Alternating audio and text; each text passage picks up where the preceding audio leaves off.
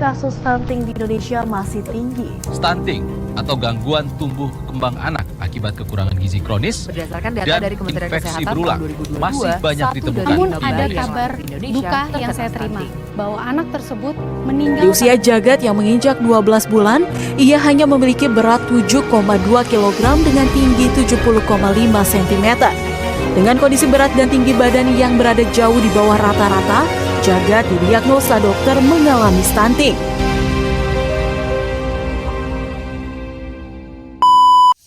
He who has health has hope, and he who has hope has everything. Assalamualaikum warahmatullahi wabarakatuh. Shalom, Om Swastiastu, Namo Buddhaya, dan salam kebajikan untuk kita semua. Stunting adalah salah satu permasalahan yang belum kunjung terselesaikan di Indonesia. Stunting adalah gangguan pada pertumbuhan dan perkembangan fisik maupun mental seorang anak. Kondisi stunting seringkali mengalami keterlambatan dalam proses pendeteksiannya. Hal ini menjadi salah satu faktor tingginya angka stunting di Indonesia. Selain itu, kurangnya penanganan terhadap kasus stunting juga menjadi salah satu faktor terus bertambahnya angka stunting di Indonesia. Menurut data dari Survei Status Gizi Indonesia, pada tahun 2022 tercatat bahwa angka prevalensi stunting di Indonesia masih tergolong sangat tinggi, yaitu 21,6% di atas rata-rata nasional Indonesia.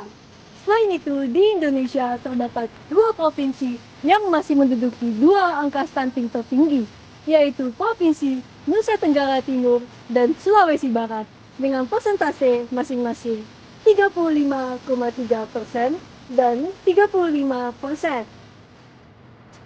Berdasar pada teknologi yang telah ada sebelumnya terkait pencegahan stunting, terdapat 2 solusi yang sudah ada. Yang pertama yaitu solusi yang diberikan oleh UNICEF dengan membuat Langboard. Langboard adalah papan pengukur yang digunakan untuk mengukur tinggi bayi berusia kurang dari 2 tahun sebagai pendeteksi apakah tinggi bayi tersebut termasuk normal atau tidak. Namun solusi ini masih kurang efisien karena alat yang terlalu besar sehingga tidak praktis dan tidak dapat dipantau dari mana saja. Dan juga alat ini bisa menyebabkan ketidakakuratan.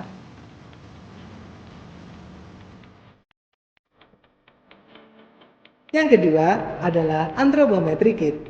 Anthropometric kit digunakan untuk mengukur dimensi tubuh manusia meliputi tinggi badan dan berat badan secara manual. Namun metode tersebut masih ditemukan banyak kelemahan akibat menghasilkan data yang kurang akurat, menyebabkan bias dalam prosedur pengukuran, dan memakan waktu yang lama. Selain itu, pengukuran ini masih menggunakan alat ukur konvensional, sehingga kerap menimbulkan rasa kurang aman, kurang nyaman, dan kurang praktis bagi anak-anak. Maka dari itu, kami dengan bangga mempersembahkan sebuah inovasi dengan judul Edible Microbial Electronic Sensor Using E. coli for Stunting Detection in Children. Perkenalkan, kami dari Delegasi Universitas Brawijaya dengan saya, Ines Linggania, saya Valda Wahyuni Tias, Saya Nafiri Natani Alexanditama, saya Rania Zevanya Sirait, dan saya Tamara Laluwace Saryana.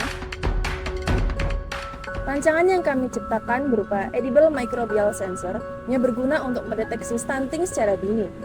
Sensor ini memanfaatkan bakteri Escherichia coli yang berguna untuk mendeteksi pH feses di saluran usus besar. Sensor ini kemudian akan terintegrasi dengan aplikasi bernama StunShield, di mana akan mendata seluruh perubahan yang terjadi.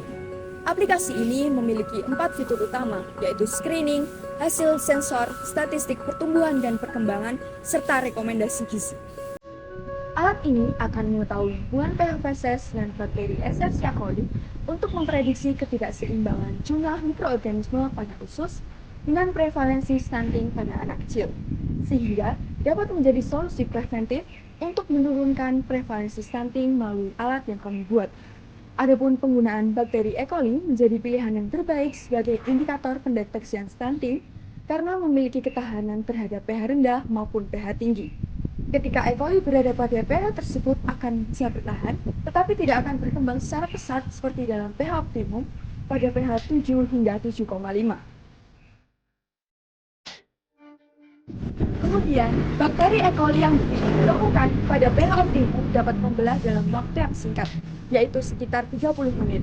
Oleh sebab itu, perubahan yang meningkat drastis ini dapat mempercepat proses pendeteksian.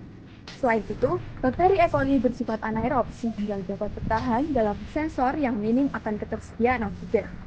Sensor yang dirancang ini akan terintegrasi kepada aplikasi untuk mendata hasil secara real-time, sehingga teknologi sensor yang dibuat bisa melakukan pendeteksian secara menyeluruh dengan akurasi yang tinggi. Selain itu, diharapkan sensor ini dapat mengatasi masalah stunting. Inovasi yang kami tawarkan adalah sensor yang bisa dimakan untuk mendeteksi stunting. Alat dan bahannya sebagai berikut.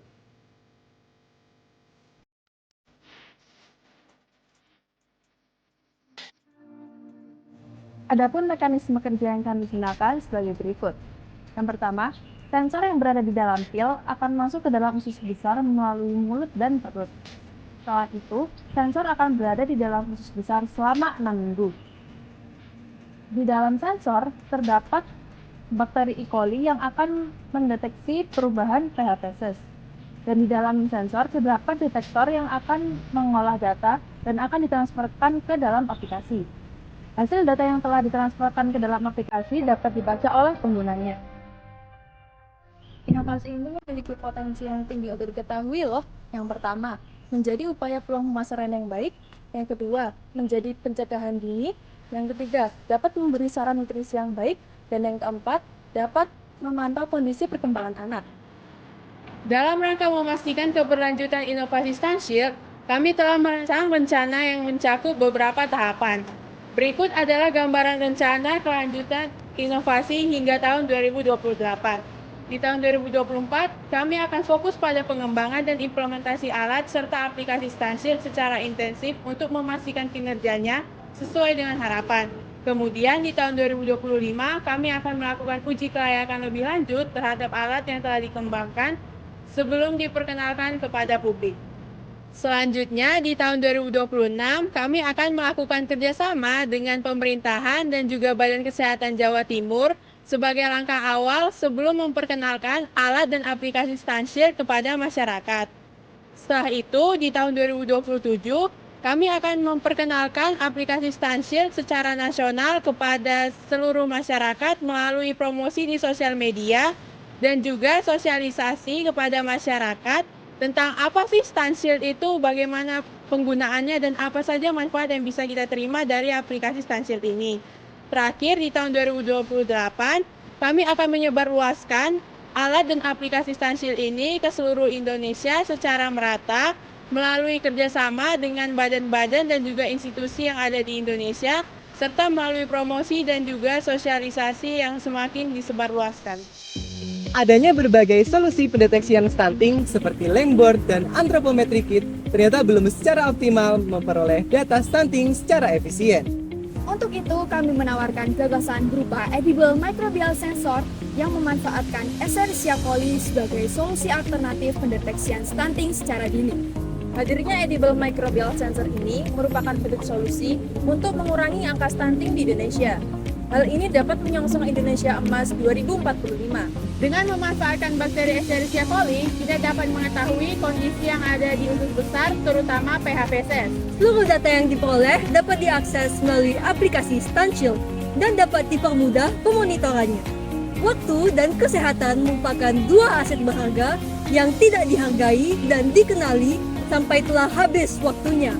Wassalamualaikum warahmatullahi wabarakatuh. Shalom, Om Santi Santi Om. Namo Buddhaya Rahayu, Dan salam kebajikan bagi kita semua.